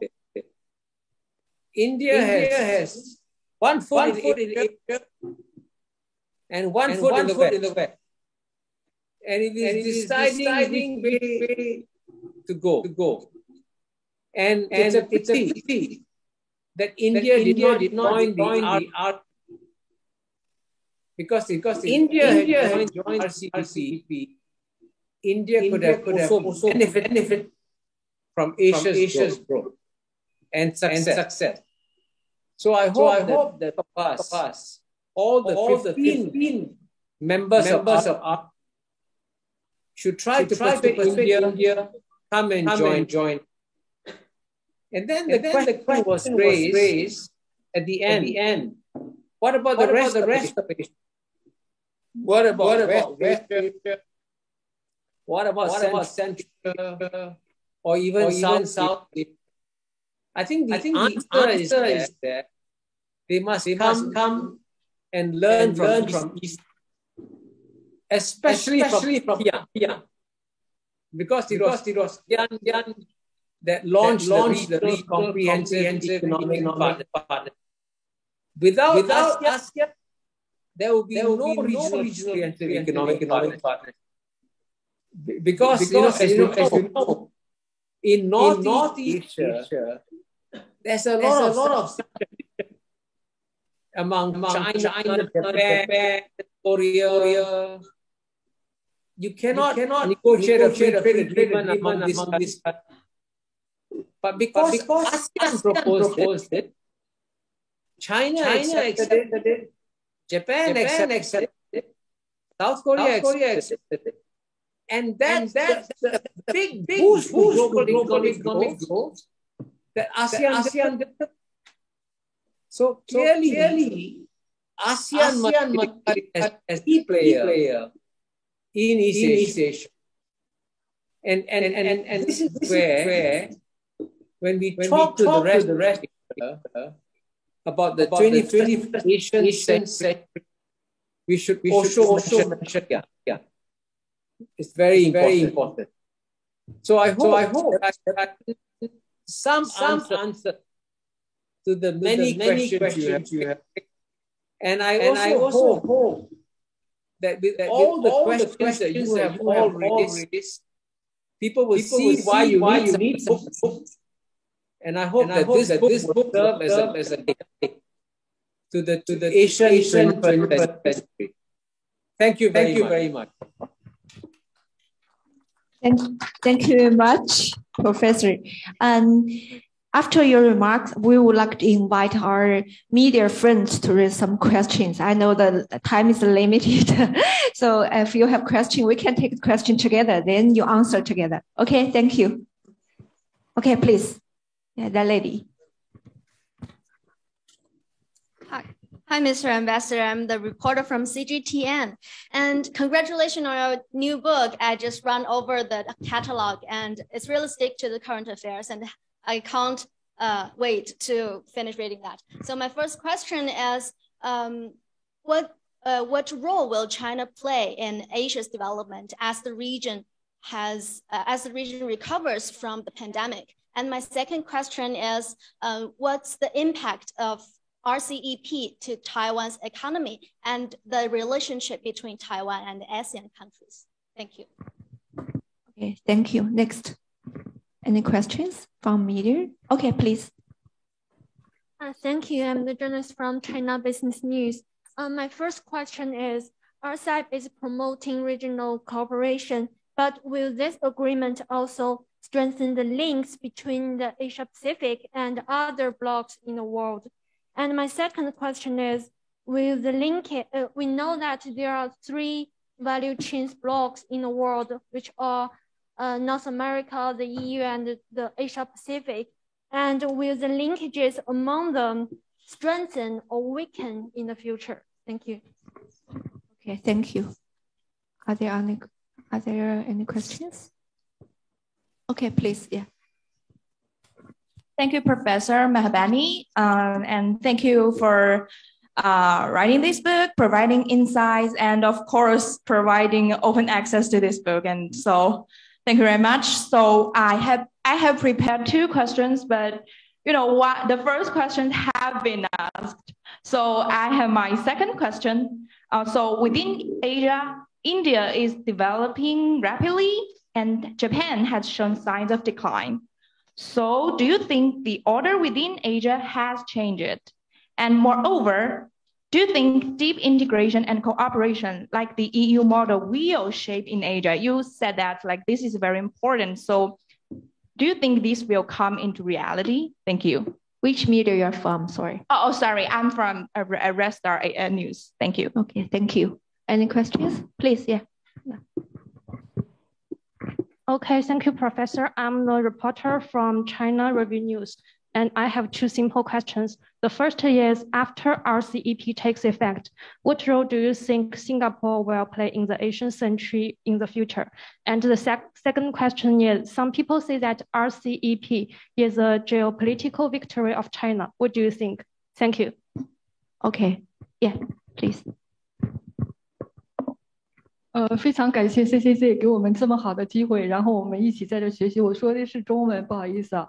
然后就是刚才有一位女士说可持续化现在过一段时间冬奥会就要在我们中国举办了。然后冬奥会其实是一个很团结，全世界都是传递一个友爱的精神。那么这个可持续化如何在各个国家和地区来延续呢？就让我们的地球美丽清新，让我们的环境美好。而不是说把污染带到各个国家。谢谢啊。This question, I think there's translation or it's English is a question from this media is regarding to the Winter Olympic Games, how to continue the sustainable development for our Earth and continue our Winter Olympic Games in the world. Okay, thank you. So maybe all the questions. Yeah, Professor Mahbani, can you answer those questions? Thank you. Thank you. Thank you. By the way, I'm very happy that this is an open source. So anybody can read it for free. I want to thank Henry Wang and CCG for making this an open source book. Now, many questions. I'll go down one by one. First question, what role will China play? Well, that's a very big question. To some extent, I answered it in my book, Has China, you can see behind me, English version and Chinese version. And very important that China has very strong signals that it is a supporter of the current global order. And President Xi said this in Davos in January 2017. I was there when he explained why China supports globalization. So therefore, that message must be repeated because many in the West think that when China becomes number one, it will overturn the order. I don't think it will overturn the order. I think China will keep the current order. We have to change here and there, but the fundamental order, we don't need to change. So that's the first big message China can send. And of course, RCEP is a very important way in which China can help. Because China will provide the greatest amount of growth within RCEP. Now, the second was about the, I the question about Taiwan.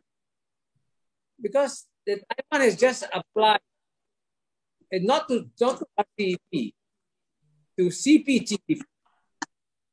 So that's a very different, and we have to wait for what happens. Now, on the three blocks, North America, EU, Asia, it's very important that we persuade Europe to be a kind of a middle between North America and East Asia. Because Europe benefits a lot from East Asia's growth. And Europeans believe in multilateral. I mean, Americans, unfortunately, have been more unilateral. Europeans have been multilateral. So Asia and Europe should work together to promote multilateralism. Now, the third question is about India and Japan.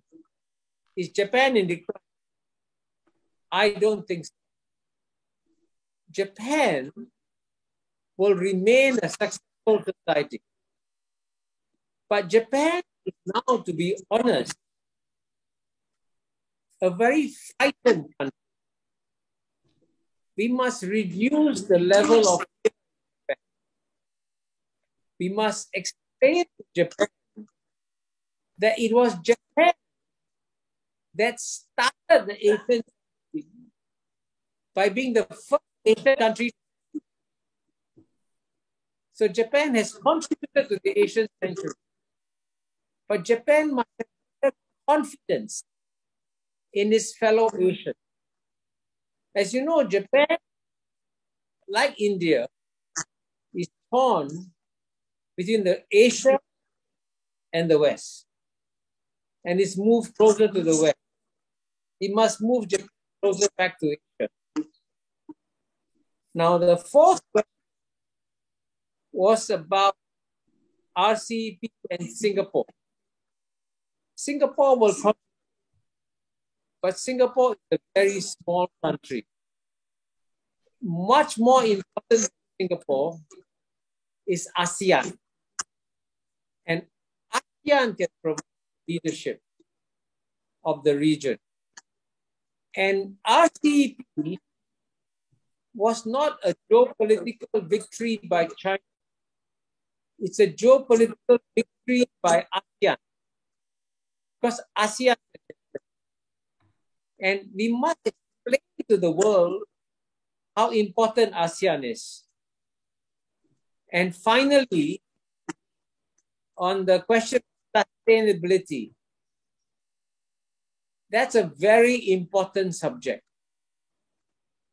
If Asian countries are not part of the solution, they become part of the problem.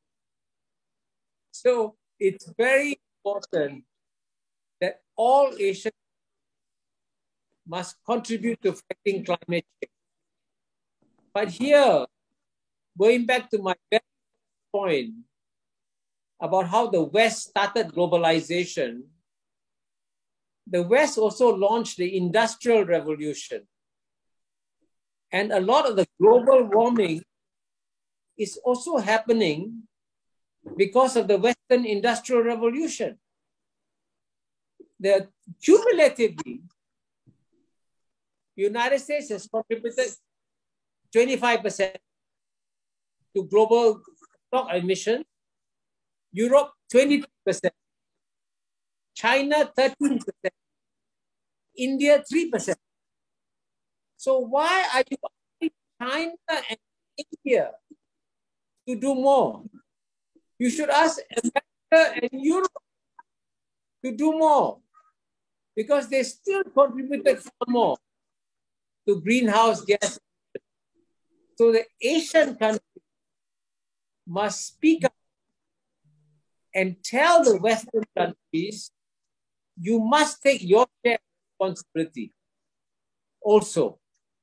And you cannot elect leaders like Donald Trump who will walk away from this agreement. So for purely climate change reasons, don't elect Donald Trump. Thank you very much. Okay, thank you. Thank you so much for your great remarks, Professor Mahbani. And we know the time is actually, we should finish at 5 o'clock, but right now it's 5:10. And as a conclusion, we would like to invite Professor Wang Huiyao, the president of the Center for China and Globalization, to say some words. Okay, thank you, Dr. Miao, and thank Professor Kishore Mahbani and all our senior experts today, and also our media friends. I mean, this is really, I think, a fascinating discussion, and it has really touched a new, a very important topic, and also Asian 21st century we discussed at the beginning of 2022, and so this is really important that we all give it a very hard thought, because this is also the effectiveness of RCEP of this year. So I think the topic we have discussed among all the experts, particularly also here from Kishore Mahbani, is the ambassador's advice. I think this is really great. Kishore is a great scholar, actually. A third eye, and also it's neither China nor West, but you are in Asian, in Singapore, which is a very unique position to look at this Asian development, but also to the rest of the world. So I'm very much really appreciate that you're thinking in this area, but also to our other experts, and particularly also I'd like to thank our Spring Nature, that Mr. Annie Chandy, and also William Schosser and Dr. Li Yan for publishing such a book. And also I'm sure this book will have a much wider readership again, like our last book. So again, I think CCG wants to bridge the bridge, to bridge the West and the East, but also China and outside world. That's what we call the Center for China and Globalization. But I think Professor Mahbani has actually contributed significantly to the leading thought and to the leading ideas in our increasingly intensified geopolitical world. I think your wisdom, your thought, and your books will really serve as a clear mind, recipe for all of us. So once again, we thank you for your continuous efforts. I know that you've been very busy. You've been traveling to the US, Europe in the last 2 months twice. And we just said that your China book has the bestseller has China One, as now widely selling in China. But we hope this Asian 21st century, again, we will also have a Chinese version also later on, and will be another bestseller. So once again, thank you, and also thank all our experts today. And we hope that we will continue the discussion. We want to thank our media. And also we have over 250,000 of online viewers and listeners as well throughout China and the world. So thank all of you. Thank you very much. We'll be ending today. Thank you. Okay. Thank you very much. Yeah, thank you all the participants. We have a group photo later. Thank you. The Muse of Asian Century. Bye-bye. Yes, Professor Kishore Mahbani and our guest online, please stay for a while and we can